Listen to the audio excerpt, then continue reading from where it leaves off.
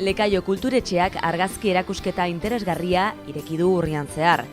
Kulturetxeko areto nagusian dago ikusgai eta Urnita izenburupean gure herria izan da abiapuntua. Egilea Pablo Lusarreta da eta erakusketa 40 argazkiz osatuta dago.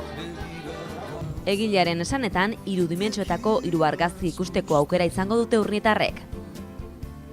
Esan hasiera batean Lusarretak 3 argazki horiek soilik ikusgai jartzeko asmoa zuen, baina azkenean denetarik jarri du erakusketan. Bere estilua deskribatzeko garaian, egileak bere kamera leku guztietara eramatea gustoko duela azpimarratzen du. Bereziki momentu bitxiak harrapatzea gustatzen zaio. Teknikoki bestalde angular handia erabiltzea du gustoko.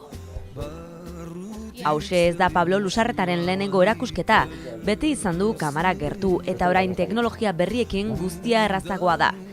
Etorkizunera begira bukatzeko argazkiak egiten jarraitzea espero du, eta dena ondo badijoa eta materiala badu, beste erakusketa antolatzea posible izango da.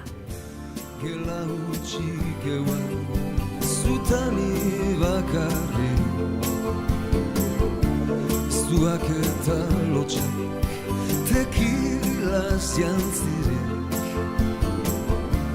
irratizarra entzun zankarolai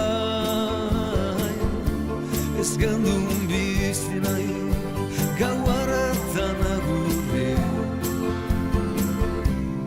gazteak ginen orduko gazteak ibilten ziran bezala holaxe genbiltzan etorri zaiten lastana ta iluntze besarkatuak azken zu